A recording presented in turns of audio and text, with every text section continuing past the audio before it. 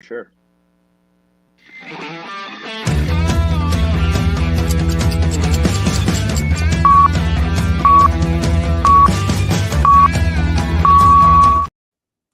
Welcome to Blake Street Banter, where one of us knows what the word banter means. The other two are just along for the ride. We are joined by two guests, so this is kind of a weird time for me. So, Patrick Lyons, what's up? What's going on, Aaron? How you doing? Thanks for inviting me. And we're talking Rockies, we're talking prospects, and we got a great one today. I'm looking forward to this combo. Yeah, I'm pretty stoked about this. We are joined by Chris McMahon, starting pitching prospect of the Rockies system. What up, big dog? How we doing? Thanks for having me, guys. Yeah, this is. We are just talking a little bit off air. I've been pretty excited about this. It's been 2 years. We chatted. You were like one of the first guys that we had on, like Blake Street Banter. You kind of just kind of full circle, and here we are. And yeah, obviously, the first question I want to ask you was those Eagles, huh? Go Birds. Go Birds, always.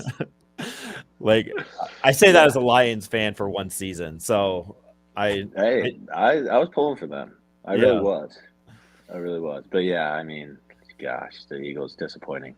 All I can say. Tough way to end that 6 weeks.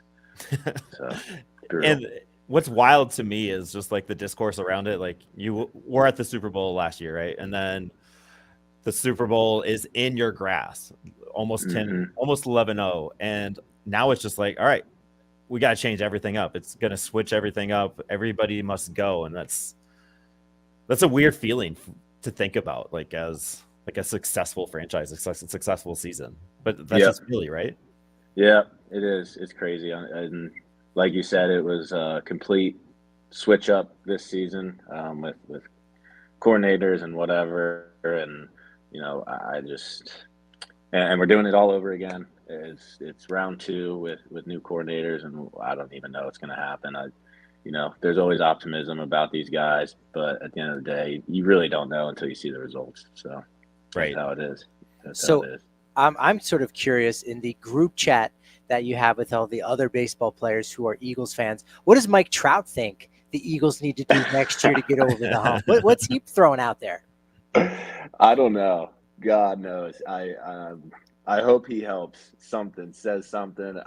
They need all the help they can get. But it is cool to see him, a diehard Philly fan, see him at the sideline seats that he's got. It's cool to see him get into it, and it really is a great sports city, and the fans love their Eagles. I can obviously being a lifelong fan. They're very passionate, extremely passionate, and they'll let you know when you're not doing too good, but at the same time, they will have your back every step of the way. Yeah, it is a thing. Like last year, was it last year or 2 years ago when it was Trey Turner? Like this year. It was this year. Yeah, it was this year. Just wasn't doing good, and then just like, hey, we're gonna do a little something different than what Philly does, and cheer you on, and he just switched it, and there is something about that. It was cool. It was cool. I agree. Yeah. Did you? So you're, as a guy from Pennsylvania, not too far outside of the Philadelphia area, do you remember the 2008 World Series and 2009 World Series? Not the outcome you would have hoped for there against the Yankees, but do you remember those World Series? And do you have any skills climbing a light pole that's lathered in lard? Can you do that? No. I was in 4th grade when they won, and yes, I do remember. I was at every home game in the playoffs in 2008 when they won. I want to say I was almost at every single home game as well in 2009 when they lost to the Yankees. But I do remember when they won the World Series, walking out of the stadium, walking out of the bank, and I was with my dad, and people are going crazy. Obviously, I'm 10 years old, I think, at the time, and obviously I'm not climbing any light poles, but my dad did make sure to let me know, do not leave my side, but just look around. And there's people going crazy. People are flipping cars, which I'm sure is not a good idea, but that's what Philly fans do because that just makes sense for some reason. And climbing poles, going nuts. It was unbelievable. And I will never forget that day or either of those years. It was special times for me. Yeah, there is something about a good playoff run that goes through it. Like 2000 October with me and my boys was such a blast, and that's like one of our top moments.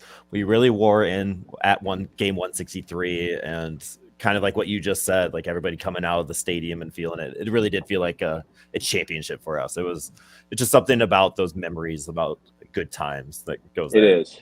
It's It's special. Like there is that fanism is pretty cool, and it's still cool. You are an athlete, you're a professional athlete in the sport, but you still get to hold that being a fan thing. Always, yeah. It's something that really just never leaves you, right? Like no matter what. I mean, you could always be Cade Denton out here saying "Go Cowboys" too. So yeah, I mean, trading here. That's like Groundhog Day for them. Right. Could always be every Cowboy playoff game, one game and done every year. I feel you, Cade, but I don't feel bad for you. I'm sick of the Cowboys, but yeah, that's whatever. All right, let's get to baseball talk, man. Yeah. So like last time we talked, it was in the middle of that 21 season with that Spokane team. I think we talked, because I did go back and listen to it. I think we talked like right before you guys made that crazy run to make that playoff push and end up losing in that championship series, so to speak. Take us back to that good time. Like, what was that run like with that crew? Because like you had Tolia, you had Doyle, Noah Tovar. Davis showed up at the end. Tovar, you mentioned Shelby Lackey and Shelby Lackey. Yeah, Doyle was there. Brent Doyle. Doyle was there from start to finish. Yeah. So like, just go back. Like, what was that like? I mean, it was awesome. That is probably one of the best teams I've ever played for, if not the best team I've ever played for in my baseball career. And at the same time, a ton of fun. Obviously, like you said, when we were winning, it was awesome, because the beginning of that year was rough. I think we started out like 2-10. And it was ugly losses too. It wasn't like we were really even competing in these games, and then to be able to turn it around at the end of July and the entire month of August was insane. I think we lost 4 games in August, which is nuts. I think we went like 20-4 in the month of August, and I think we won like 13 straight at some point, something crazy. But yeah, man, that team was a whole lot of fun. There's dudes everywhere on that team: Hunter Stovall, Tovar, Blomgren, Tolia, Doyle, Isaac Collins, who's I think with the Brewers now, but Decolati, like you mentioned, Noah Davis in the rotation. We had Stephen Jones coming out of the bullpen, Dugan Darnell coming out of the bullpen. I mean, it was just at a point where we showed up to the field and it was almost the mentality of, we're going to win today. They don't have a chance. Like, we're going to beat you. And that's kind of how it went. And even when we didn't win and we lost, it was like, well, we'll win tomorrow. It's fine. And that's, I think, what was so fun about it. It was so laid back. Everybody enjoyed being around each other. And you know, winning obviously makes it a whole lot more fun. It seems like with that roster there in 2001 in Spokane, and similar to some of the teams that Fresno has rolled out there, you know, the farm system is really strong right now, and it kind of evokes some memories of 2013 when the Asheville Tourists, you know, went to the South Atlantic League Championship, and they had a core group of guys where you had Ryan McMahon, Freeland, Senzatella, Carlos Estevez, all those guys that ended up contributing to the 2017 and 2018 back-to-back postseason appearances. And I know the Rockies, they like to keep those homegrown guys together so they can grow together and build off of that. Do you see there being a ton of value of keeping a core of guys like that who are winning together, in actually keeping them together like that? Yeah, especially in the professional ball setting. Obviously, the nature of the beast of an entire season is crazy. It's a grind. And when you can start that culture at a young age, like for me, I was one of the youngest guys on that team, and for those a little bit older guys to you know, help me along the way of my first pro ball season and do that was awesome. And like you said, man, I think it is good. When you move up level by level and you're familiar with the guys in the locker room, you're familiar with the guys who are behind you, it makes it that much easier to just go out there and play and just go compete. Makes it easier to rely on those guys. You're not out there on an island. For me as a pitcher, obviously, it's not like, all right, I gotta fight on my own here. It's like, no, I I got 7 dudes behind me that got my back, and I know somebody's behind the plate that's helping me out do this. So um, it's awesome to see some of those guys, get to the big leagues quick and have an impact right away, like Doyle and Tovar and Noah Davis. It's awesome. I mean, Doyle is I tell people all the time, he's probably the best outfielder I've ever played with, and I imagine he's the best outfielder a lot of guys have played with. So. Yeah, there's definitely that sentiment's definitely echoed by some people. Seeing what he did, like when he came up last year, like on the big stage, right? Like we all saw it. He won the Gold Glove. Like you saw it firsthand.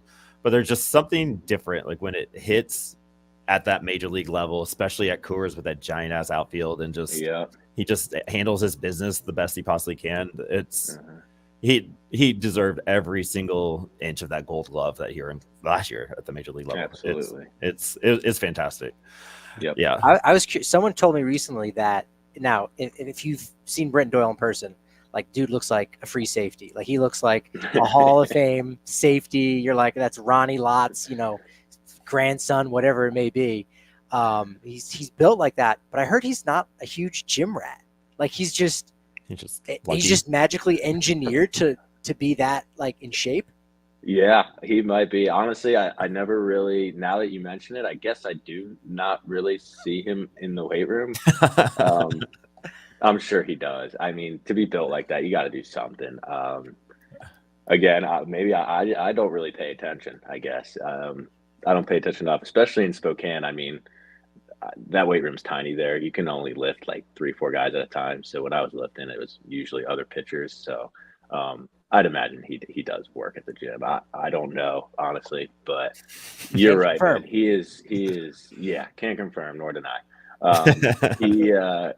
He is built like a football player. He is a physical man. Yeah.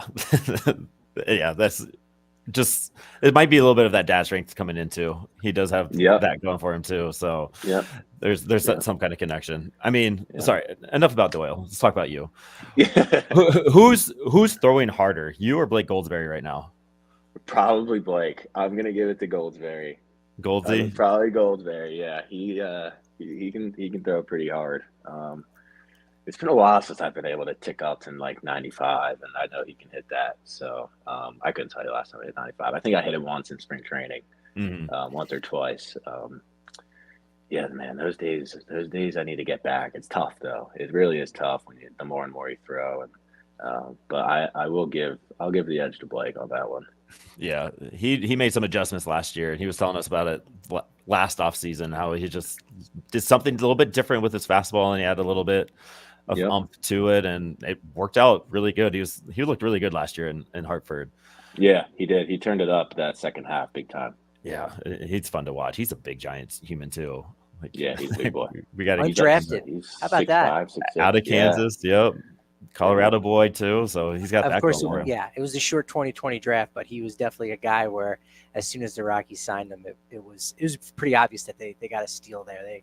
They got a top 5 round draft pick that hey, it was a short draft, and that was the draft that you were a part of too, Chris. Going back to the University of Miami days, I was kind of curious.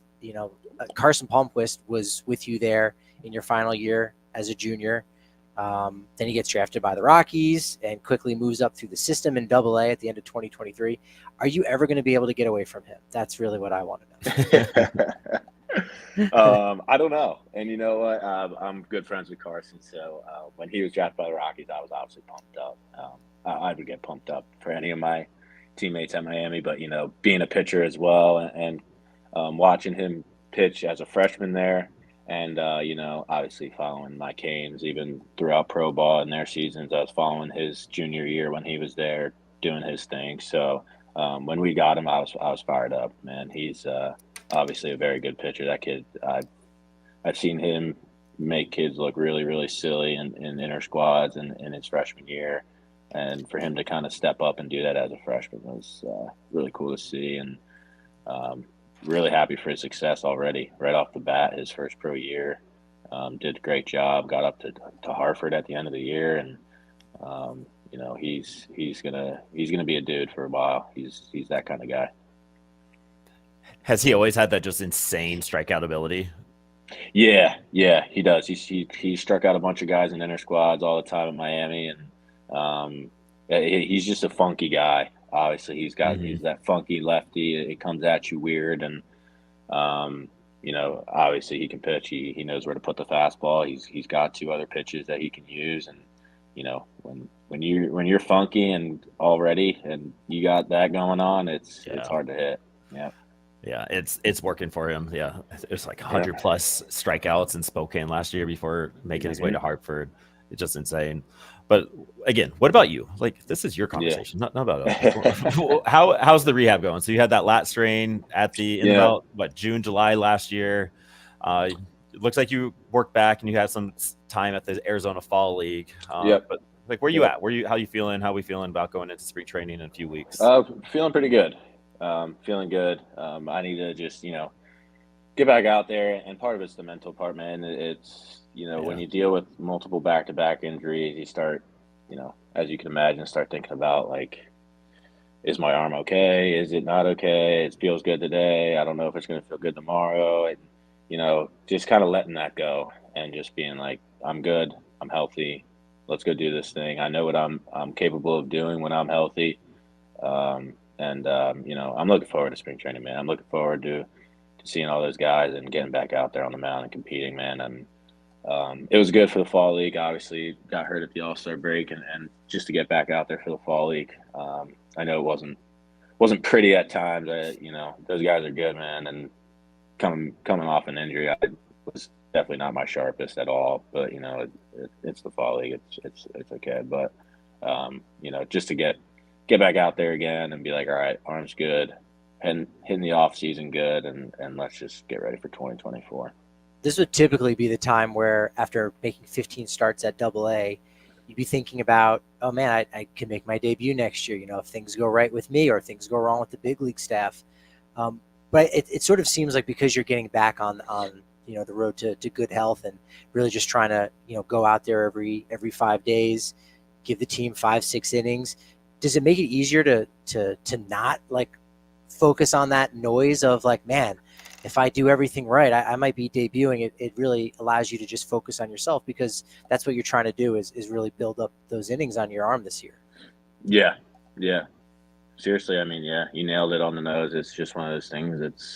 And I kind of had that mentality going into this past season, where it was like, if things work out and I can stay healthy, you never know, I might debut this year. And didn't happen. Obviously got hurt and had some setbacks. So like you said, kind of having that mentality again, and then going into 2024, let's start with spring training and go from there. But yeah, like you said, I mean, things could go my way here if, just gotta stay with it and stay on the mound, stay healthy, really. I want to see if we can get a scoop here for the Blake Street Banner listeners, and for Aaron here. Will you be getting a major league invite to camp? Do you know yet? I don't believe so. No, I didn't get one. I don't think. I think they're already out. I believe I didn't get one. No. All right. Hopefully they're lost in the mail. We'll just keep our fingers crossed. Send it to check your junk email real quick. Yeah. We'll see if it's there. Yeah. But I mean, you have a lot to build off of that last year at Hartford. Like, the Eastern League is a juggernaut, especially with some of those prospects that are out there. And we talk about that all the time and try to emphasize that the high A to double A jump it's got to be the biggest one, especially for a starting pitcher against some of those guys. Like, there's probably 10, 15 guys that you probably faced last year that were in the majors by the end of the season. Yeah. What did you kind of learn about yourself? Because you were still a strikeout and inning guy. Gave up a few too many hits. I'm sure you're aware of that. But like, what was some of that learning process that you had in that, like, real first taste of, all right, this is it? Yeah. I mean, obviously, for me, it was a lot of adjustments week to week, and I think I started out kind of rough, obviously, and that was my first time in the Eastern League, and like you said, facing a lot of good players, and a lot of it is taking notes, whether it's mental notes or actual notes, on how to get these guys out the more and more you face them. And, that's knowing what they got you with the first time. That's knowing the scouting report on them, where they like to swing, what they like or what they're looking for. you know, a lot of that is what we like to call it. I talked, Drew Romo kind of mentioned this line when we were working together. It's just kind of abuse their weaknesses. And that kind of I like that. became a thing of like, you know what? If he is struggling against a slider, don't even throw a fastball. Like, just keep throwing him sliders. And if he struggles with fastballs in, just keep throwing fastballs in until they prove to you that they have made the adjustment and they beat you with it. If they don't beat you with it, keep doing it. And that's kind of one thing I learned. And I think the frustrating part about the injury I had was the last 4 to 6 weeks prior to that. I felt like I was really turning it on, and I felt like I was throwing the ball really, really well compared to like the first month that season, where I was getting hit around, giving up home runs, and like I just mentioned, it was all part of that adjustment period of like, okay, now I got it going on now. I think my pitches were also getting better. Like, I thought my changeup was getting more action, throwing it harder. All that stuff was just starting to click, and that's kind of the whole process that happened up until the injury in the Eastern League. So it also seemed like you had that kind of Coors Field mentality of like,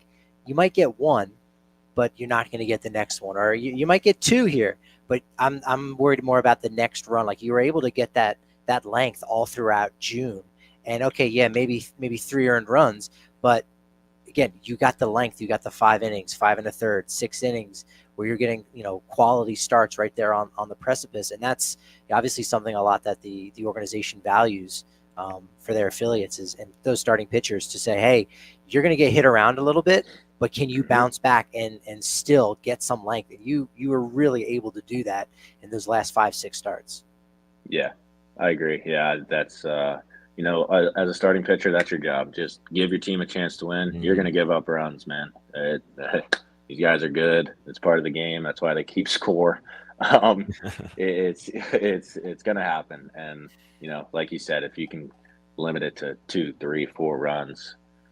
I mean, we got guys in the lineup too that can bang. So you know what? You're giving your team a chance to win. Obviously, everyone wants to go out there and throw 6 shutout innings, right? That's a pitcher's dream.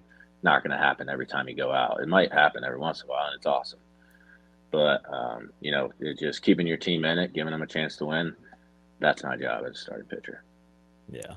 And that's the mentality. You got to have that. We talked to Jared Candy last week, and he said very similar things. And he's a dog. Like, that was his thing. He's like, I might give up a hit or two, but what am I doing right now to get this guy? And that's what I'm focusing on. And he said he learned a lot. That very similar to your story right there. Just like that first part of that season, it was kind of flipping that switch. Like, all right, I can't get everybody out that way. So what am I doing to get this out, and just finding a way to just be solid and try to go 6 and do that thing. So there's a lot to build on. And you were always one guy that I always was tuning in to watch. Like, I watched more Hartford games last year than I did Rockies games. And a lot because like a lot of friends of the pod were on the team between Hartford and Isotopes. And it's like cool seeing you guys do your thing. But like, there's just, when you're on, like, it's so much fun. Like that change up, I appreciate it. It's nasty, and it's one of my favorite pitches to watch. So, like, I'm excited to see what you have going on in 2024. I'm just wherever you're at, we got you, and just you have a lot to build on, and keep grinding and keep doing your thing. And you got us rooting for you in the back and supporting you here. And so, I really appreciate that. Yeah, I appreciate that. It's awesome. Yeah, it's cool to see you guys. Support us as minor leaguers. It's a grind, man, and. Sometimes you have those moments, those days where you feel like you're on an island, like I kind of mentioned before. And I appreciate that a lot. Yeah, we got you. I imagine you're going to hear a lot more when you go down to spring training, but what's the early scouting report on Albuquerque? What do you know about that city other than Breaking Bad and the elevation? Yeah, I didn't honestly know Breaking Bad was in Albuquerque until like a year ago, maybe. Somebody mentioned it to me, because I didn't really watch Breaking Bad. Okay. I've seen it. I a couple of my friends watch it, and I'm like hanging out with them, watch it, whatever. But I had no idea. But yeah, I mean, I heard Albuquerque. I mean, I heard it's tough, man. It is what it is. I don't really care, to be honest with you. I think it's tough to begin with. But I think it's you know, if you, like you said, if you want to get ready for Denver, might as well try and pitch somewhere like that too. I mean, Yep. it is what it is. But yeah, I've heard some crazy stories. I heard a story from one of my Miami guys who wasn't with the Rockies, but he played there on the road or something, and he saw like 16 home runs in a game or something. I'm like, yeah. Like, But, it's far Yeah, fetched enough to be true. It was a pitcher's duel. yeah, exactly. It was a pitcher's duel. It was two top 100 pitching prospects. They only gave up those 16, so yeah, it was actually pretty good. But yeah, I mean, it is what it is. I've heard all the stories, right? I've heard the big field. It's probably like 430 feet to center field, which is absurd. And you know what? It is what it is, man. You just go play, go compete. Whatever happens, happens. Won't be the first home run I give up, bro. Probably won't be the last either. So. Yep. Hey, you were pitching with a right field porch that was probably about 225 away. So I mean, you're gonna be all right. I know that Seriously. Hartford porch is sneaky. It's sneaky. I gave up a couple of home runs there, and like off the bat, I'm like, really? Like yeah. It's weird. It's like an overhang too, because the bullpen's out there. Obviously, our Hartford bullpen is out there, so like you don't really realize the overhang until you're like shagging BP or sitting in the bullpen. And yeah, man, there's a couple that snuck out there. I was like, there's no way, man. And you know, you see your right fielder, whether it was like Bean or Fernandez going back on back and just stop and look up, and you're like, no way. You're just like, there's no way. And it you know, it lands in the second row of that little overhang, and you're like, Jesus, man, like whatever. it is funny to watch too, because you're watching it and it's kind of grainy stream and stuff. You can't really get an eye on the ball, and all of a sudden it's like, oh, that's a home run. I thought it was going to be a double, or like it hits in between that under that overhang, and it's still a live ball, and it's just like that. What's going on here? So I can only imagine if you're seeing that on the mound, like he didn't get that. What are we doing here? It's like, it's weird. But I'll say this: there was a couple hits off the wall that are held to singles, which is cool, I guess. I think that happened to me a couple times. You know, give up a line drive over his head, and it's close enough where they can't even take second because if the right fielder plays it right, they don't have a chance, or they're thrown out. So I guess that's the only good thing about that short porch. Yeah, right. You need a right fielder who can play it off the net well. Yeah, only place seriously, that net is weird too. Baseball. That is so weird. Yeah, Duncan is a treat. It is. It's an awesome park. I really did enjoy it. I loved it. I really did. The clubhouse, the park, the fans. I mean, those fans show out. It's awesome. Yeah, like a Wednesday night too, and you know, those Friday, Saturday nights in June, July. I mean, awesome. Just awesome. You like the juices. You get the juices going easy there. You hear them in the first inning. If you get a strikeout in the first inning, they're loud, man. They love it, and that's awesome. it is an awesome park. It's a great atmosphere. The staff there is great. They do an awesome job with, you know, the in between inning little games they got. It really is a cool atmosphere. It's a great place to play. I know a lot of the friends that I had in the Eastern League with the other teams, they loved coming to Hartford. Absolutely loved it, and I know why, obviously. So when you played the Somerset Patriots and the Portland Sea Dogs, right? Yankees, Red Sox, they're, you know, drivable. Would a lot of those fan bases kind of come in to invade a little bit to see Yankees and Red Sox prospects? Oh yeah. And the some Mets fans too.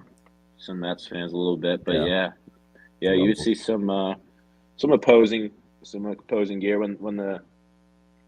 I remember a lot of the Somerset, at least, because I think we played them twice at home. Oh, same with Portland. A lot of those fans that want to get the autographs right out front are always on their bus, like waiting for the guys to get off the bus, whether it's the Somerset or whatever. Yeah, there's a lot, and I noticed that, which is cool. It's cool for them, you know, because they're on the road, and you know, throughout the minors, there's a lot of road trips where it's just like, where am I for them? You know, it's kind of go to a place where a lot of people are looking for their autograph, and they're wearing their team, their affiliates, like gear and all that. It's cool. It's good. I'm sure it's awesome for them, and you know, it adds to the atmosphere at Hartford too for us, whether it's opposing or for. You know, it's not like a hostile place. It's not like people are yelling at the players, and like they're generally great people. So it is cool. Yeah, that's awesome. Again, baseball, sports, it's cool going back to that fandom that we started the conversation with. It's brings it all back together, whether it's minor league and you're traveling for these prospects and these guys or whatever. It's awesome. Yeah. And then seeing it from a different perspective, I'm sure kind of humbles you a little bit to an extent, but also gets you kind of revved up, ready to go. Like, all right, let's get to the next stage and see what's up there. So adds a little bit to it. Yeah. All right, Chris, I appreciate you. We went over our 15-minute time, but we were I got chit-chatting. nothing else to do. Yeah. I appreciate it. So when are you actually headed down to spring training? The 17th. Okay. My flight. Yeah, 17th. I'm actually heading to South Florida tomorrow. And then I'm there for about 8 days. Okay. I'm going to be around. I'm going to West Palm for a couple of days, and I'm going down to Miami for about 6 days. And then coming home for one last week, honestly, just to come home, pack up my stuff, really get ready, and then shoot on out to Phoenix. So that's the plan. Yeah. Enjoy that. Have fun. And we'll do. Again, we'll be watching. We got you. Thank you. Appreciate you guys. Thank you very Chris. much. See you, Chris. See ya. That was great. Chris McMahon. That was sweet. Oh, where are we at? Yeah, no, he's definitely a good chat, no doubt about it. Chris McMahon just kind of opening up. It was nice for him too. You know, if we had more time, it would have been interesting to find out what it's like for him, like kind of being back home, right? Because he's an East Coast guy. He's from, just outside of Philly. So, playing the Reading Fighting Phils, or even Hartford. I'm sure a lot of his family and friends can go out and visit him. So I'm sure he gets hit up for some free tickets. Just about anywhere up and down that Eastern League.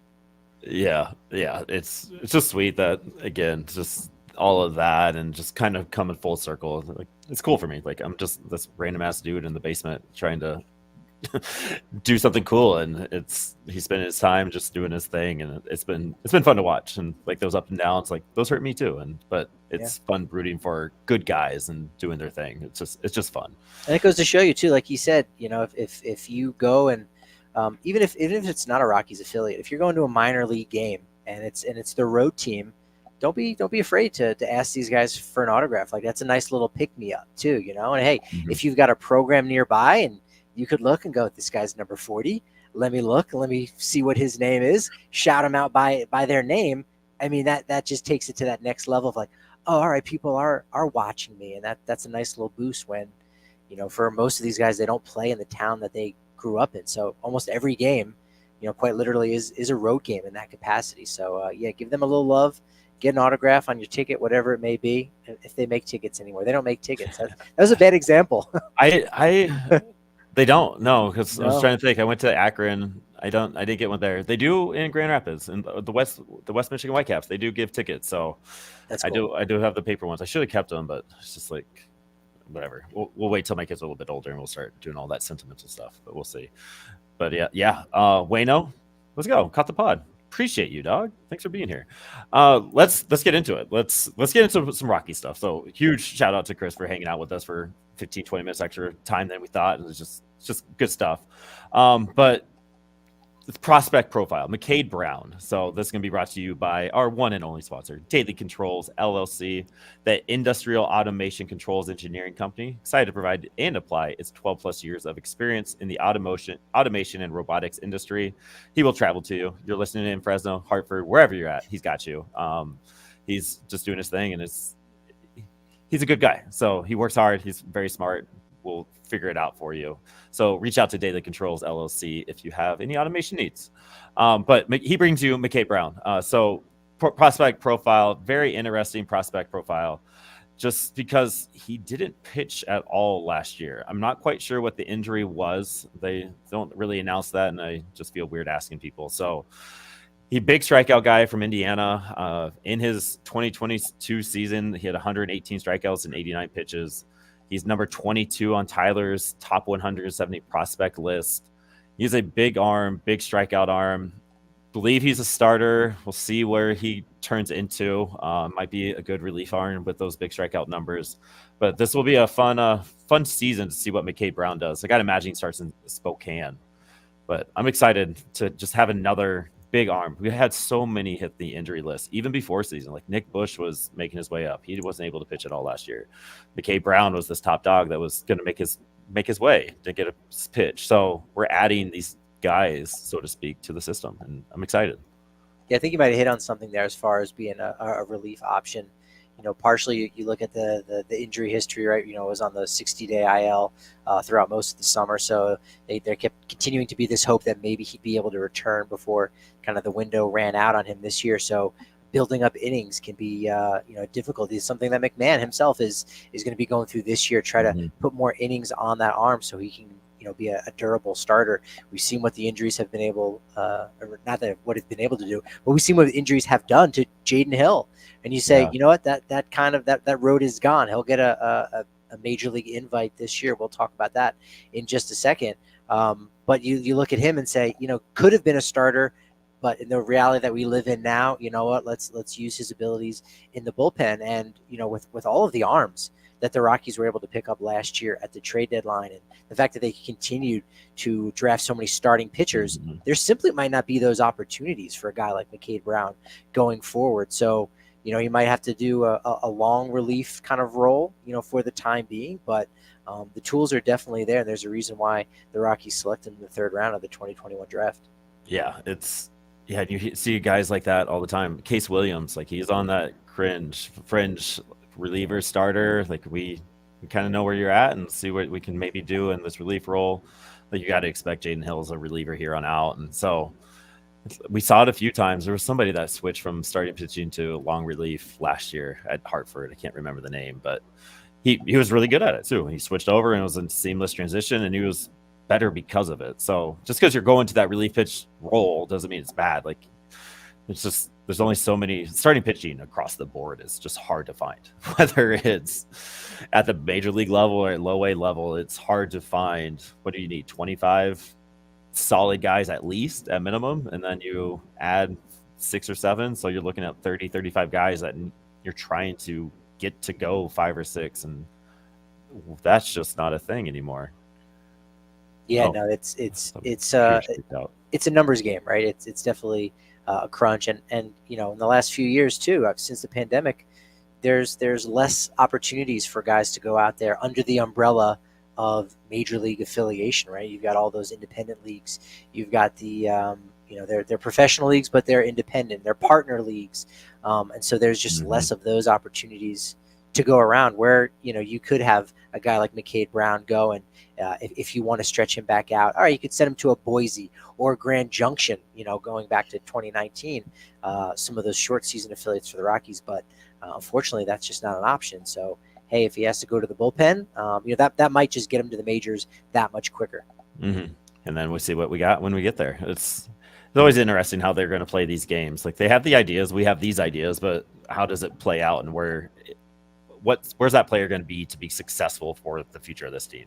It's something that you just don't know, which is what's fun about this. Like I love this time of year because like you do get a hypothetically put all these rotations and players together and see what it's going to play out. And like, yeah, these top prospects, it's going to be sweet, but then you don't know, like Zach Veen, knock on wood, like for instance, that injury, wrist, no longer a top 100. Now he's getting dogged a little bit. Now, where's he going to come up next?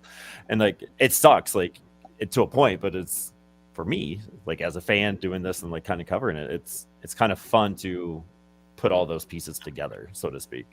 It is, and it makes it that much more impactful when those guys have success. Like, I haven't necessarily talked about this in a while, but my first year on the beat was 2018, and the first half of the year I was down in Albuquerque a lot, and I got to see Josh Fuentes a lot before he was Josh Fuentes that we all kind of know him to be. Then again, since Blake Street Banner has been around, Josh Fuentes technically hasn't existed for the Rockies. His window kind of closed at that point. But still, if you know, and that's kind of the fun thing is you can be there before everyone else. So, when that time comes for Chris McMahon to make his debut, or Dugan Darnell, or whoever it might be that here on the show on Blake Street Banner, fans are familiar with and you're familiar with, they're going to be coming to you going, hey, is this guy good? Look, I'll tell you his life story right here, right now. I am so excited just that this person is getting this opportunity, a good person, good ball player, and that's an investment that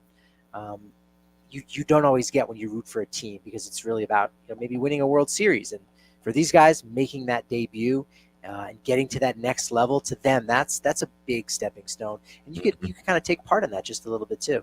Yeah, and I have like seeing that Noah Davis and Carl Kaufman. That was our first pros that we had, and it just was like, this is sweet. I was stoked for Carl when he made his debut last year. It was like, all right, I'm finding a way to watch this. I think it was an afternoon game. I think I had to rush home, if I remember right, and I had to get there, and it just adds that little bit to it. And again, knowing these guys and who they are, it just adds, it's so much more fun to it. Adds a little bit to it. We are trying more things, right? Trying to build that community, trying to build that thing that you were just talking about, like follow these prospects with us. Let's dive into it. Let's have some fun. So we're putting some questions up on Spotify. All right. And last week, me and Tyler talked about the starting pitchers. We each gave our top 5 starting pitchers in the system, which was fun. It's like we could have gone 8 more deep. Like it was a fun exercise, and we see things differently, which is fun. He's very analytical and has all the scouting stuff too. And I'm just like, all right, that guy's fun. Let's just dive into that. So we asked the question, who is your favorite starting pitching prospect and why? And so Skyfish Kid, I believe this is Skylar, who's an OG fan, so to speak. He said Dollander. I think his profile will fit Coors amazingly, and hopefully gives us that new blueprint of what pitchers to build on. And I agree. What Dollander, we haven't seen a Dollander talent in so long, and Tyler kept comparing it to John Gray, which I think is pretty spot on. I think where they're at that trajectory, where it could be, I think it's spot on. So thank you, Skylar, for answering that question. Patrick, who is one prospect, starting pitching prospect, that you are kind of excited to see do their thing in 2024? Well, Dollander definitely would be towards that top of the list. I'm not going to take Sky's answer, and I like that comp too of a John Gray minus the pressure, because when John Gray was drafted, he was very much viewed as a savior. Rockies didn't have starting pitching figured out. You could obviously argue they still don't, but they've got a lot of competent arms right now in the rotation. You'll get 2 more back in 2025 in Marquez and Senzatella, but Dollander doesn't have that same pressure. And I think there's also a really good group of prospects that are surrounding him too, that are gonna just make it that much easier to have that transition, to have that success. But I'm pretty excited to see what Sean Sullivan's gonna do in his first full season. This was a guy that burst onto the scene. I think relatively quickly getting that opportunity. Kind of a different breed, I think, in a lot of ways. A left-hander who from Wake Forest. Like it's a rare breed, I think, that we've seen. I mean, Carson Palmquist is doing it. I should have asked McMahon this, but he looks in his windup. He looks exactly like Kyle Freeland. A little more 3/4. But just the windup and everything is really similar. But Sullivan's got the same kind of 6'4" frame. Looks really good at Fresno, and so you're hoping that he can, build on that. Again, we only saw 4 innings, but 10 strikeouts. Yeah, insane in stuff. 4 innings, 1 walk. Like, okay, again, incredibly small sample size, but for the job that the Rockies have been doing with their scouting and development, he's a guy that over the course of a full season, it'll be interesting to see if he moves as quickly as Gabriel Hughes did before his unfortunate Tommy John surgery last summer. And Dollander could be in that boat too, where by the end of next season you might see them both at AA Hartford in their first full season in the minors. Oh, I'm way faster than you on Dollander. I think Dollander is in Spokane for like a month, then he's in Hartford, and then he's a Rocky by the end of the season. He's my dark horse debut thing. It's just, if all goes well, I think he is that guy. And the Rockies aren't really shy about promoting their guys up. Like Chris McMahon, he moved pretty quickly. Like he started his career at High Spokane, which is not very common. Gabe Hughes was in Hartford by June of his first professional seasons. You see all these guys kind of pushing up. Like Joe Rock probably would have been up there a little bit quicker if some injuries didn't hit. So I don't think the Rockies are necessarily scared to push up. Carl Kaufman, going back to that. So I think there is that little bit. Like Sean Sullivan could be that guy. It's like, all right, we saw you for 4 innings at Fresno. Like, you're good. You pitch in the ACC. You're fine. Let's go see what you have in Spokane. And just thinking about these lefties, like Rockies haven't had lefties in forever, right? But you got Joe Rock, Carson Palmquist, Mike Brzezinski, Sean Sullivan, like all funky left-handers with big strikeouts that are on the up and up, which is nothing that we've had ever. And it's going to be really interesting to see how that group of lefty starting pitchers grow. And I think I love the Sean Sullivan pick. I know Tyler's big on him too. It's going to be fun. I like how you're pointing that out for, how they've been aggressive, the organization pushing these guys, which is a change. They weren't like that previously, where you really had to kind of, earn your bones and almost fail at a level. Hunter Goodman, you might have said he probably should have been up a little bit quicker, but they've been more aggressive with those guys that have had that success. I mean, Seth Halverson is another one. Dude just got drafted, and sure, it was really just a cup of coffee at the end of the year, but it makes you think, like, was that legit, like where they thought that that placement could be? Evan Justice, drafted in 2021, debuts 2 years later. So they're doing things differently and they're operating differently, which, coupled with how good the farm system has been, which gives you that hope and that hype. Well, you might not have to wait like you normally do, and you might not have to wait for them to fizzle out. They'll get those chances a little bit sooner than in operations past and front offices in the past. Bill Schmidt has been more aggressive with that. So I think that only adds to the hope and the hype for the farm system right now. Yeah, I completely agree. Like, we saw so much promotion last year that was not there in 2021. So it's going to be fun to see how that works out. I'm excited for it. There was a few signings, I guess, so to speak. Josh Rogers is the most recent one. Signed a minor league contract, free agent. He comes back for the second year in a row. Didn't do so hot in Albuquerque, but then again, who does? It's just he was in innings eater, 104 innings logged with that 8.02 ERA. Is this just a signing? Like, he has some MLB experience, which the Rockies seem to kind of like to add to that Albuquerque roster a little bit. He was decent against lefties last year, but there's a rule where you have to face 3 batters now. Just what do you put any weight in on this Josh Rogers signing? Yeah, no, I think it's a really good depth pickup. He's if he was going to get an opportunity with the Rockies at the big league club, it would have happened last year when all the pitchers went down, and they were really kind of searching for starters along the way. I want to say there was maybe a spell somewhere in the middle or late parts of the summer where he put 3 back-to-back decent starts together. Again, in the Pacific Coast League, a decent start is not typically a decent start doesn't look like a decent start there.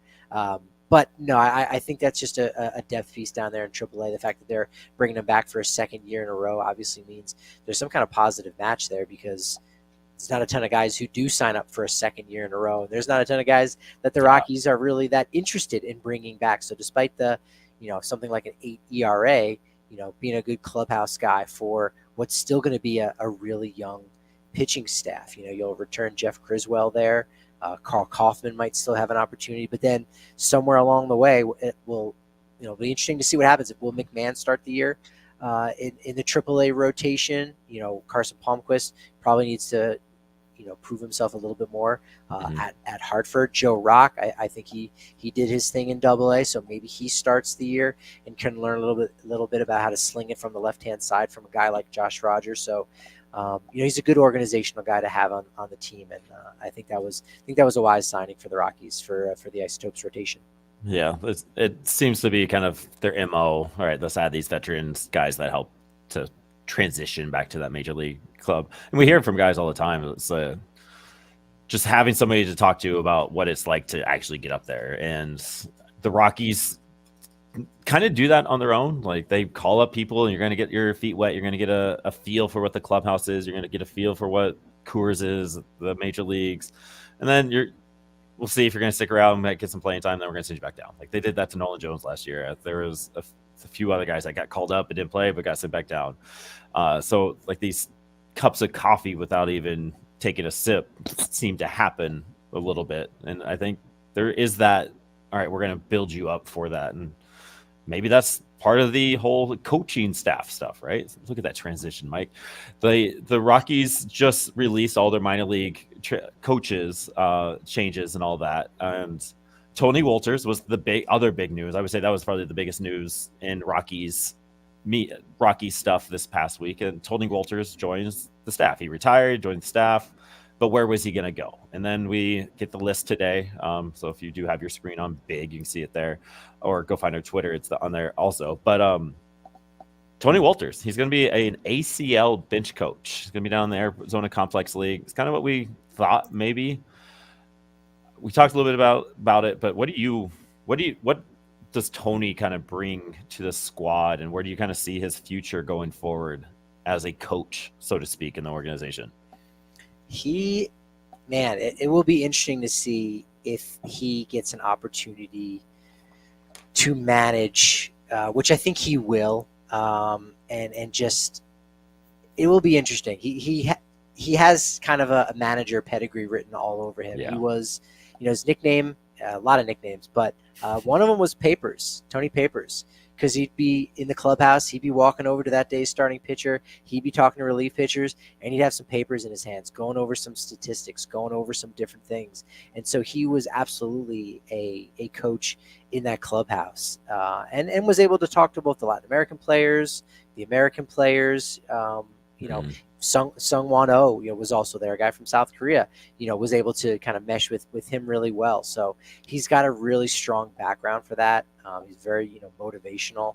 And I think that was a really nice pickup to have him back, still incredibly young. It'll, despite the fact that this will just be his first year, dipping his toe into the coaching waters.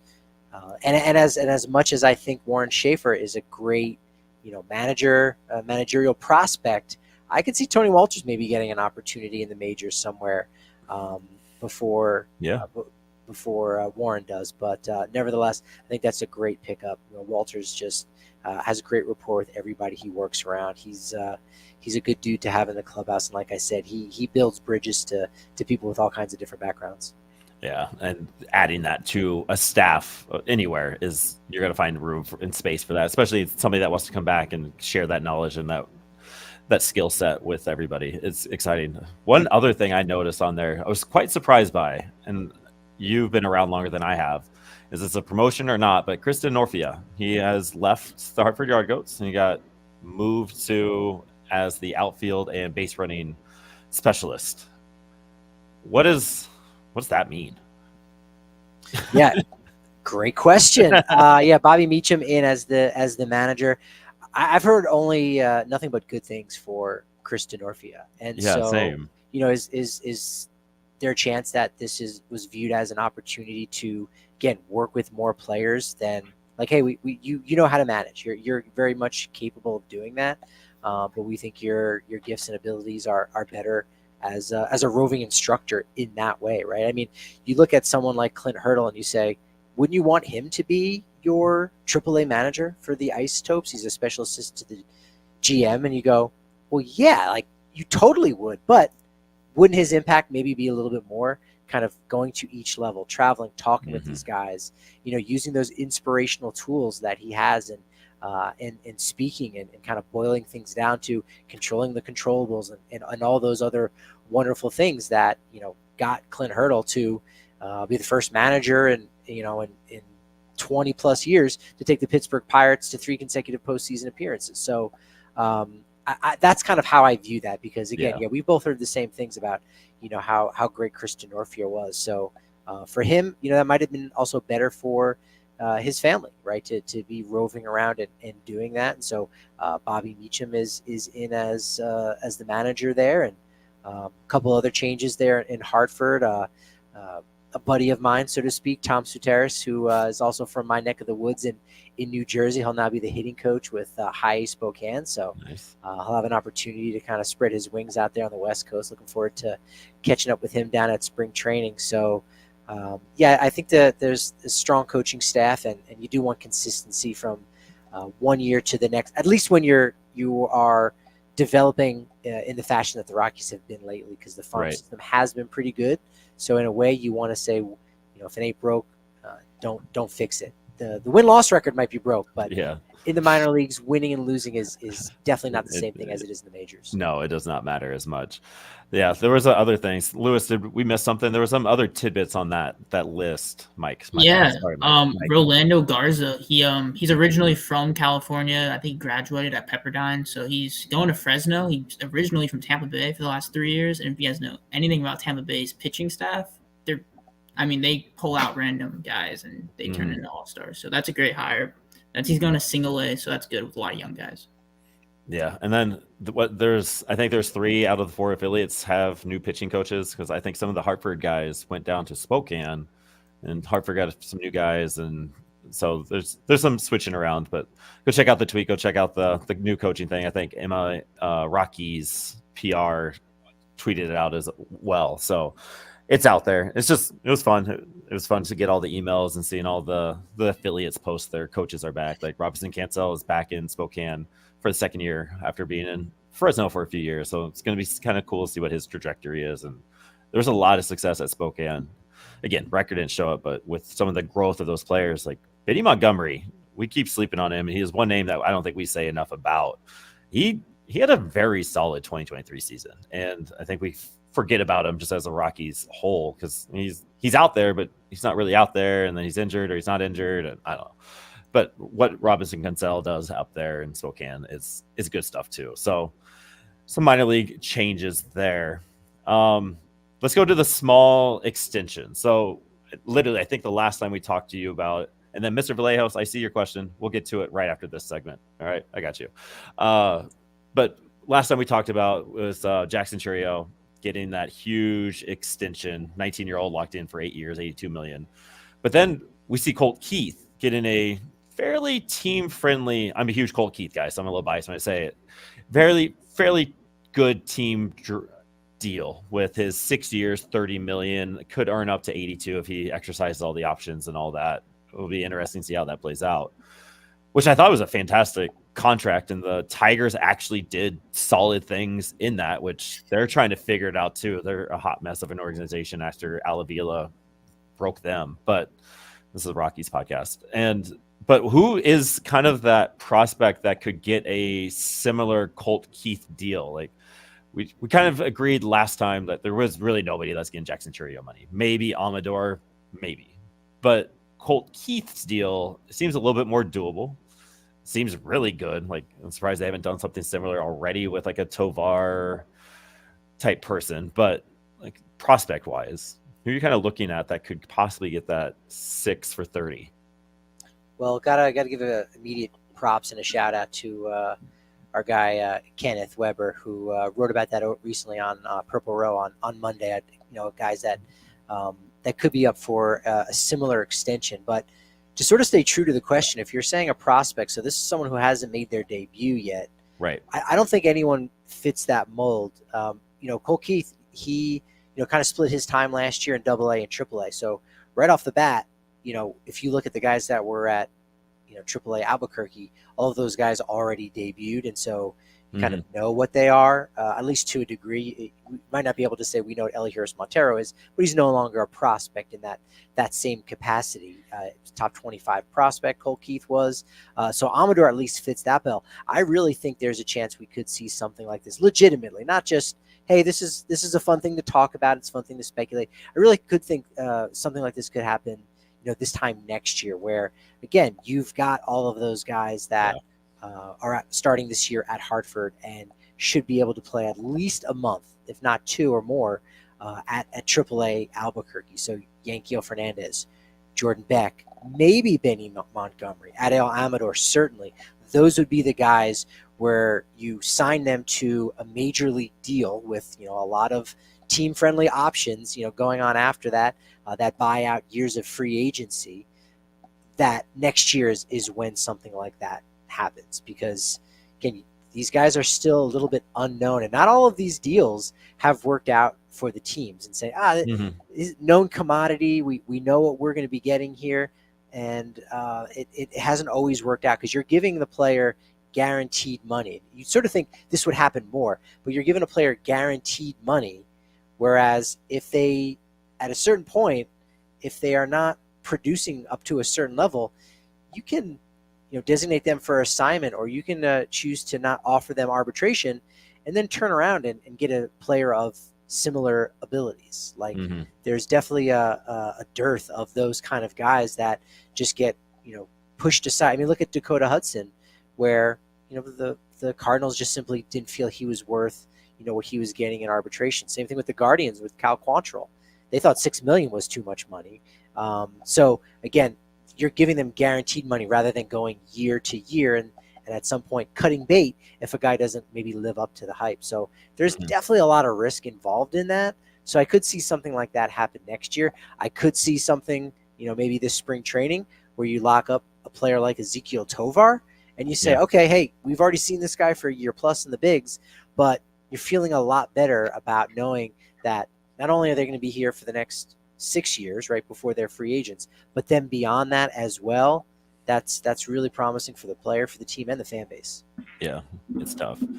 You said a lot of good things, and I like what you said, but you didn't actually answer the question. Who is the guy? There is no one right now. There's one. No. You've got 4 top 100 prospects, but none of them have even touched AAA yet. So, and I don't think any of them have been dominant at AA to the same extent that Cole Keith was. So it's the boring answer, but that's why I was trying to dance around it. Yeah, Aaron. I know what you're doing. There's nobody that really fits that mold right now. That next piece. I think I want to say Zach Veen, but the injury and all the history and all that, the ceiling's still there. The floor is a league average player. So if you get a league average player for five years for $5 million, $6 million, like that's a solid deal. But I don't think he gets that contract. I do wonder what Sterling Thompson, like you didn't mention him in your little list there. Sterling Thompson, I think, could be a good pick. He's not going to give you the power numbers, but he's going to get you all the other numbers that you need. He's going to be a doubles machine in Coors Field.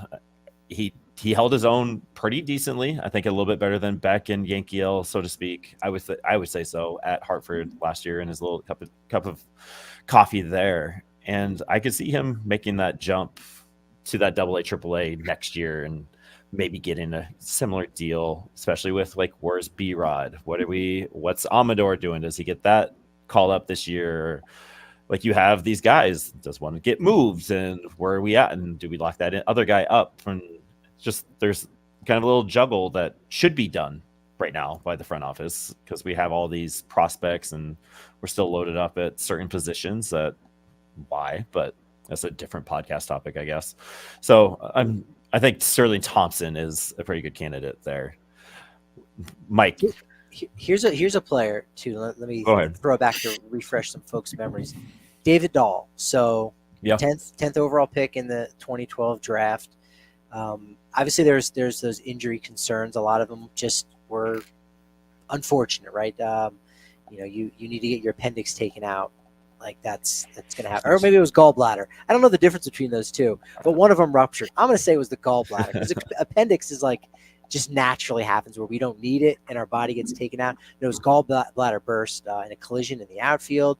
A lot of kind of freak injuries similar to a Ryan Rollison. I mean, look at him. He was a guy who, was, top 10 prospect for the Rockies that you go, all right, this guy's going to be in the rotation for, the next decade. And he's still yet to make his debut. But David Dahl, I would say you could argue, hey, he lived up to the hype. He was one of 4 All-Stars in 2019 for the Rockies. And then less than 2 years later, a year plus later, Rockies had designated him for assignment because, going through arbitration, he was going to be too costly. So there's some benefit for the teams to not lock these guys up to these long-term deals. And so if there isn't necessarily that benefit, if you don't think this guy is going to be someone you want around for 10 plus years, then you might as well just go year to year on that. So it's not as exciting as announcing one of those kind of extensions, but it does take a rare special player, and I think Tovar is going to be that guy. So we might have that happen in February, March. Yeah, I could really see that happening. Mike, you got a dark horse pick? Yeah, I don't really have a pick. It's Ozzie Albies started 2017, but in 2019 he got I think a 7-year, $35 million contract or 5-year with 2 options too for team options. I can see Nolan Jones and Tovar getting that easily. I mean, they're proven And you don't really have to, because if you sign someone before they make the leagues, like you run that risk. With Tovar and Nolan Jones, that risk, it's still there, but it's a lot easier to see that working out, especially when you buy out like 3 years of free agency. You're saving about like $100 million right there between those two. Yeah, I like that. I like that. Those kind of deals usually are, as you point out, Ozzy Albies are more typical for the players coming out of Latin America because their families are a lot more impoverished than those players coming out here in America. Nolan Jones, in a weird way, I feel like Nolan Jones may have to prove more than Ezequiel Tovar. Tovar lived up to the hype, right? He was the opening day shortstop from the get-go, was able to pick it defensively. I think he provided everything that they were hoping for offensively. The power is still going to develop. It was only his age 21 season, whereas I think Jones, I don't know that there's any serious worry about him having a sophomore slump, but he'll need to prove it. And in a way, I think Jones is also a really good candidate to lock up to a guaranteed deal because he's a little bit older too. And so that's something where, he would be maybe 32, maybe even 33 by the time he ends up becoming a free agent. So that could be something that could be advantageous for both sides to agree on some kind of extension like that. Yeah, having Nolan Jones locked up until, because he's 25 now, 26. So yeah, that 30-ish season, prime baseball years. Yeah, that wouldn't be terrible. But I mean, you were talking about David Dahl. So left-handed bats. So you put that tweet out there during the winter meetings. I think you're just a fire tweeter, I guess. Like you love going viral during the offseason. And one of the things was what the Rockies needed was starting pitching, backup catcher, and a left-handed pitch bat. Those were the three main things that they were needed. They've done the other two: Dakota Hudson, Cal Quantrill, Ty Block. We're gonna throw him in there, and then added Jacob Stallings. Now what's next? So Vallejos, this is kind of that question: what available realistic free agents could help those Rockies? I think the left-handed bat is the only option they really need. As bad as the Rockies are, everybody feels really good with where they're at, which is a unique situation. Strange. It's so weird. Like, where do you add another player? Like, you don't add a center fielder to take over for Doyle. You don't add a right fielder to take away bats from Bouchard, Goodman, that whole cluster of players. So what do you bring in? The left-handed bat. We lost Harold Castro. Hopefully he finds a job somewhere. That's not with the Rockies. What's the left-handed bat options? So Tyler put this out there, blog, BlakeStreetBanter.com, shameless plug, of a few bats that would actually make sense to bring back with what we need. We got Tony Kemp, Raimel Tapia, David Dahl, Austin Meadows, and Jesse Winker. There are a few other names that popped up in the MLB news with being DFA'd or let go that we'll touch base on a little bit. But out of these five, Patrick, who do you bring back or add to the list that would actually benefit for the Rockies this 2024 season? Yeah, I think these five candidates are pretty much right in that wheelhouse of what the Rockies are looking at acquiring, because other than I think Winker, all four of these guys could kind of be non-roster invites. Like, I don't know that they would get a major league deal. Right. And with the Rockies having a full 40-man roster, they've already cut a lot of fat this offseason. So there's not too many guys you could look at and say, you might be able to slide this guy through waivers and then bring him back in the minors. So they're going to have to really, really hold tight. And really the mathematics on this will be, either, signing two guys to non-roster deals that you're going to invite to big league camp, or sign one, and then, maybe one of the guys that's in AAA, you're going to bring on the roster, and then you add them on opening day, and then put Antonio Senzatella and Herman Marquez on the 60-day IL, and now you create two spots. Because if you sign someone to a big league deal, Riley Pint might be the first name that comes to mind, where you say, okay, you're going to have to clear some space. So Riley Pint, and you could risk losing him and going somewhere else. Pint also on that 2021 Spokane team, looked really strong there. So the non-roster guys are going to be the way to go. They really want someone to be able to play center field. That is a huge piece, to be able to give Brenton Doyle a day off. I think Nolan Jones looked adequate enough in center field. Still a learning process. Still a learning process. You're right. It's been a couple years now that he's been playing outfield, but Coors Field, playing outfield there is a lot different. And I think they do want him getting comfortable out there in left field. So, for a one game basis, that's nice for the team if he goes out to center.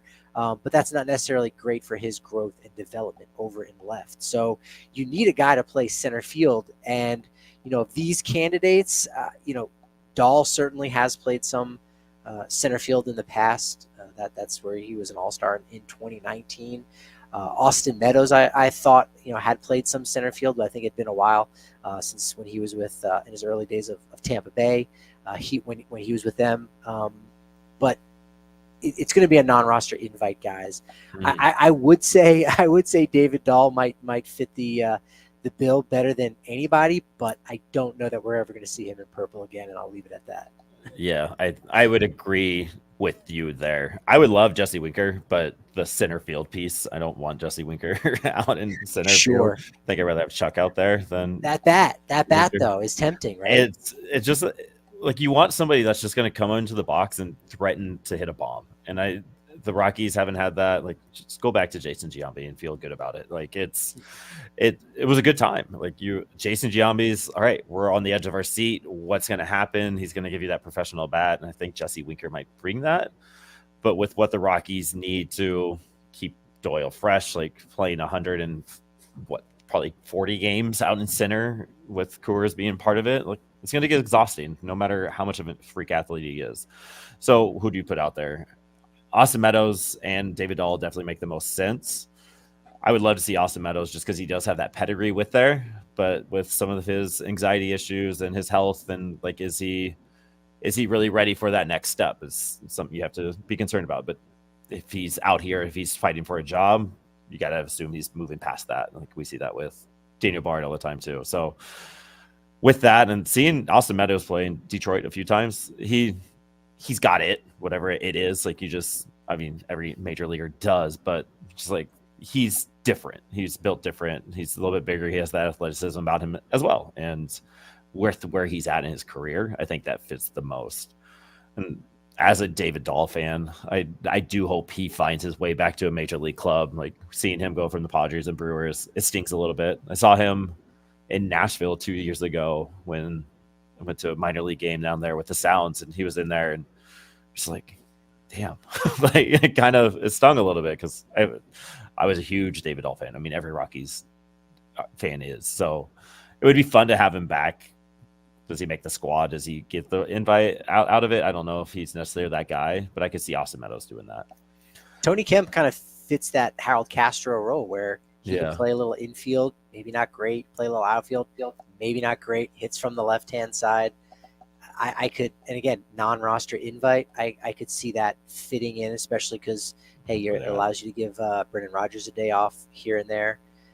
There's not a perfect fit right now, unfortunately, that's out there on the market. Even at Eddie Rosario, you go, oh, okay, he's a left-handed bat, can't really play the center field. There's just not those options. Cody Bellinger is the best option, and we just know that's not going to happen. No, I would have been all on board this time last year, absolutely, but no. What about so Cabbage was one guy we were going to talk about, huge strikeout numbers, big power, but they made a trade for him. But there was the Pirates guy, forgetting his name. Kanan Smith-Njigba. Yeah, he throws right-handed, hits left-handed, pretty good numbers for the most part. Could he be somebody that possibly gets picked up in a trade with the Pirates come into play? I don't know.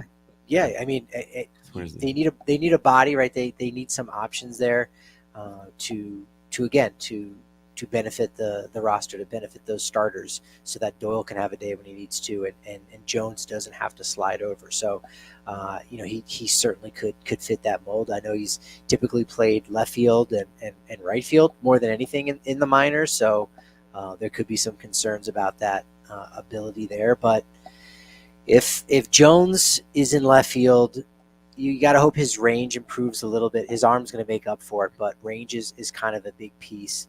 And then in right field, Tolia's got a nice little cannon I don't know that we're going to see him a ton in right field, if it'll be, more Goodman and Bouchard than anyone else. So I don't know that you can hide a center fielder necessarily at Coors, or you can have a good enough left and right fielder. I think you could to a degree. I know this is something that Corey Sullivan talked about a little bit with, when it was like him and Willie Tavares and Ryan Spilborghs, where they basically had 3 center fielders patrolling the outfield.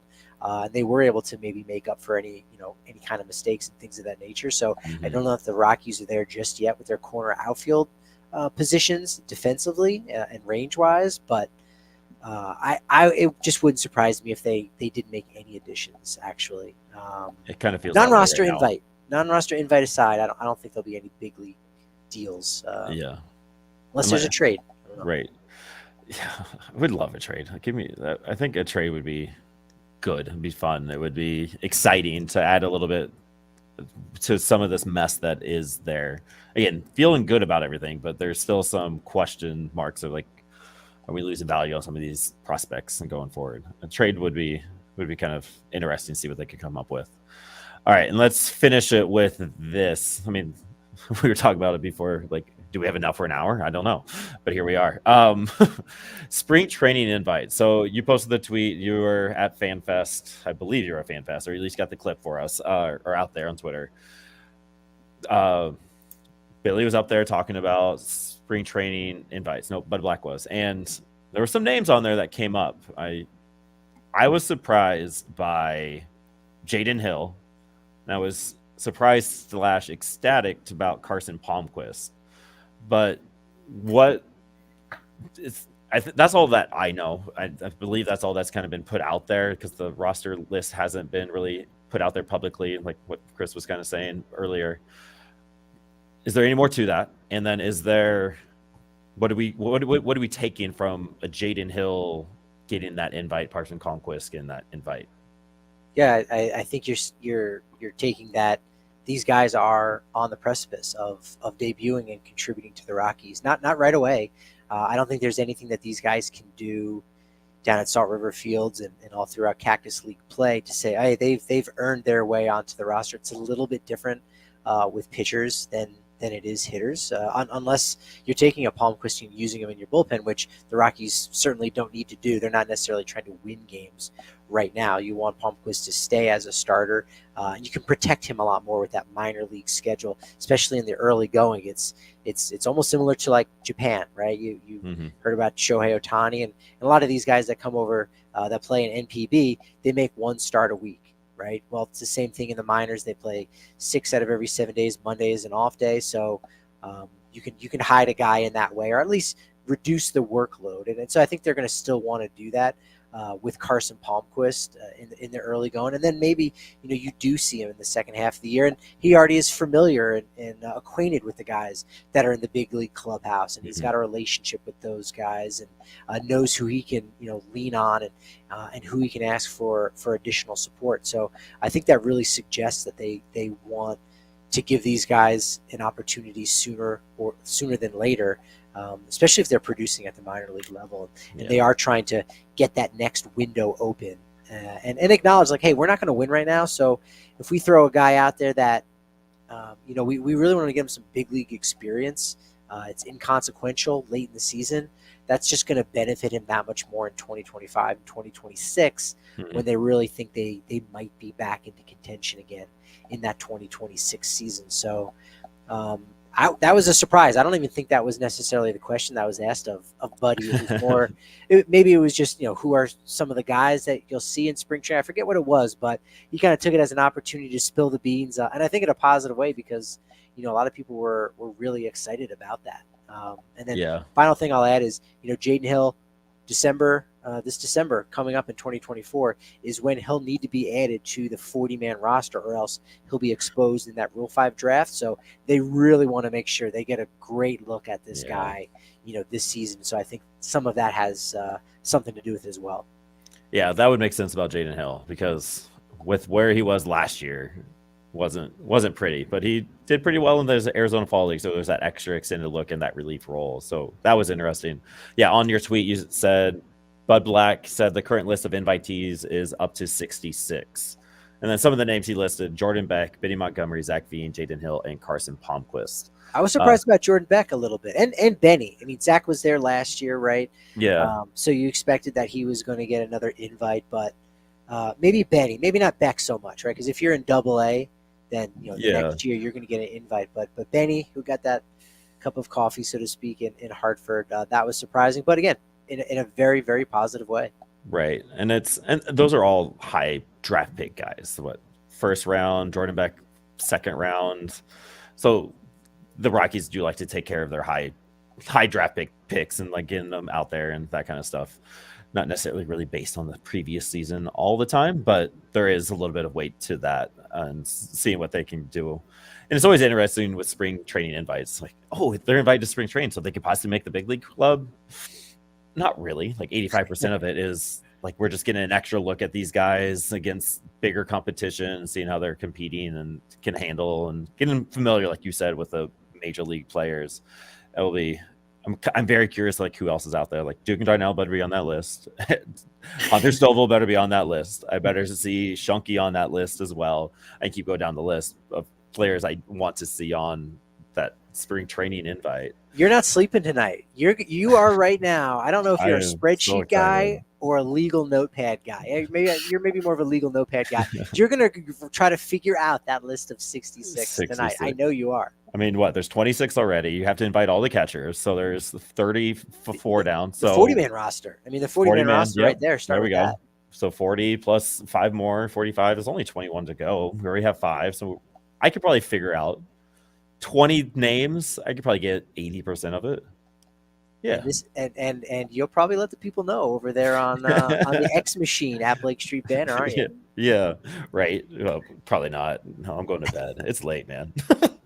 This 10:30 is too much, but it's just exciting. Like we are literally 2 weeks. So like Chris McMahon said, he's leaving on the 17th, and there's already guys down in Arizona at the complex doing their thing. They're golfing, but they're also grinding. I saw some on the Instagram creeping a little bit, so it's fun to see it's ramping up, and it's ramping up for us. I think FanFest it really hit last week for me. It's like, all right, it's happening, it's going, and it is right around the corner. We are all up in it. 69 days away from minor league opening day, which is nice. Only one football game left. Right, one football game, one more Taylor Swift thing. It's opening up. The gates are there, and then we'll see how we feel in June. But no Vanessa Hudgens, right? No Vanessa Hudgens. Cole's up in Seattle, and just minor league purgatory. Poor fella. There was other things, and TV deal is intimate. Like a lot of things are leaning to altitude is going to buy it. Nothing official. The whole crew's coming back. It seems like that came out at FanFest. Purple Row, I think, dropped that nugget. That's exciting, which I didn't even put this together. Like I'm an MLB TV guy. I'm out of network. I was like, all right, I'm going to be able to watch the games no matter where they decide. I didn't put 2 and 2 together until a few days ago when I put it. Somebody brought it up on Twitter. It's like, oh, they need to be able to broadcast the games in Denver for me to be able to watch it. Like I had no connection there. I was just like, that was stupid of me. I don't know why, but it's good. It's coming around. It's there. It's going to happen. That's exciting. Yep. The Rockies signed a scout, found somebody from Minnesota, which was interesting. Minos. I can't think of his name right now. Maybe Mike can help me out, but he was cut by the Twins because of cost. He found a whole bunch of good players. He was part of one of the guys who found Johan Santana, found Robbie Drabeck out of the Independent League, Jimmy John Stadium, where Dugan Darnell was out of. I think they were like 3 or 4 years apart with it. The scout found it, and it's exciting. Like the Rockies are scouting the scouts, which is kind of cool, which is kind of nice. There's something to speak. Like we just brought in another 55-year-old who's a grizzled vet instead of new perspective, new age type grind. But yeah, Billy Milos is joining the squad, which is exciting. New look. It seems like he has a certain skill set that the Rockies might need to dive into, like the independent ball league and looking at some of these outside of the college ranks, and that's going to be exciting to see what he brings to the table and see who's his next hidden gems. Johan Santana would be very fun. Yeah, there's so many facets of what brings an organization together just to get guys in the major leagues that you know about. And, for every big leaguer that you can name on the Rockies or any team that someone might root for, there's 5, 6, 7 times many more in the minor leagues trying to be that next guy, and nearly just as many people that are part of that picture to help the development of that player, and to, in this case, scout that player too. So Rockies always looking to add some good people, and they definitely were able to do that today.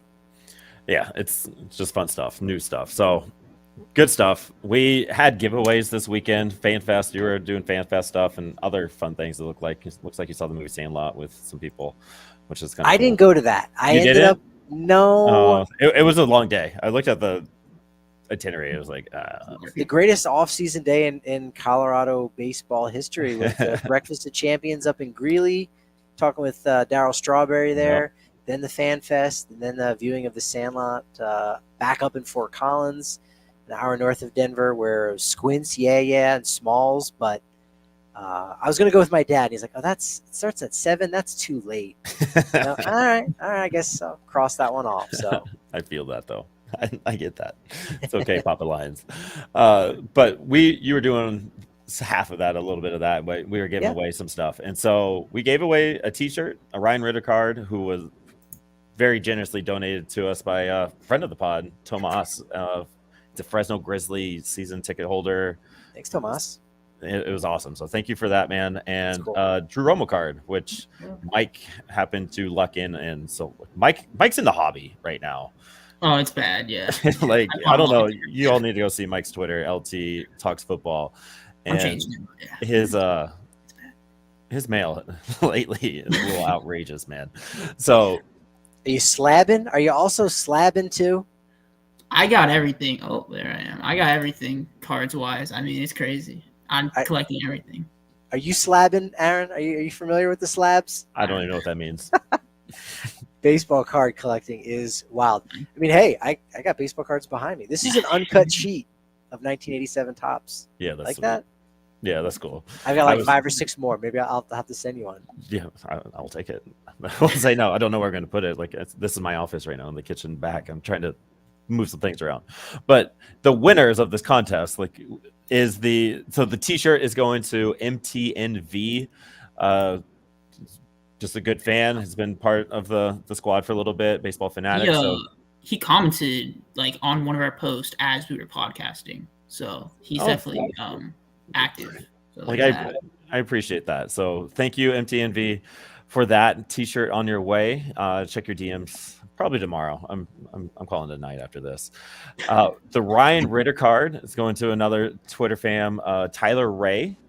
Shout out to him. He's been around for a little bit. He's been diving in with us, Blake Street Banner, quite a bit lately. So huge shout out to Tyler. You got the Ryan Ritter card coming your way. Nice. And then the Romo card is going to, this is a new guy, Eric Lambert. I did do all this random, just so y'all don't think I'm lying or anything. I did randomgenerator.com, typed in all the names, followed all the rules that followed, and I hit random. It was the first one that came up, I promise. So Eric Lambert, you are getting the Drew Romo card. Mike will send that over to you in a little bit. Again, all 3 of you check your DMs. Like Brian Andrew, look at this. Brody's hanging out with us. So thank you for that. Hanging out with us for an hour and a half to get that giveaway, getting that announced. So thank you for that. It's just fun. Again, sharing the love of minor league baseball and the Rockies. We can all find good things and just bring it together. That's really the idea here. So huge shout out to all of you. Thank you for doing it. Thank you, P Lions, for hanging out with us and doing your thing on this late Wednesday evening, whatever it is. I'm not going anywhere. I'm going to be here for another hour and a half. So if you want to go, that's on you. That's on you, brother. Our stream is just going to hang out. So if you want to just look at Patrick, look at his 87 uncut cards behind him, do it. There's a Bud Black on this sheet as well. There we go. How many can you name, right? So thank you to you all. We are ramping it up. I think we are on the weekly schedule Wednesday nights. Tyler and I are going to try to go every bi-weekly until the season starts with the minor league stuff. and then random people. We're trying to get all our friends back on. We're reaching out, trying to get some more prospect talks going. So hopefully what we've done the last few weeks continues. We keep doing some cool stuff that way. And Wayno, thank you for hanging out. Appreciate it. You have a good night. So stick with us. We're going to keep doing this thing. Sorry it lasted an hour and a half, but you're here for a reason. So sorry, not sorry. yeah, right? You're here for a reason. So let's go have fun. Let's go do cool things and go Rocks. Minor league affiliates. Woo! Thank you for watching and listening. Please check out our link tree for more content.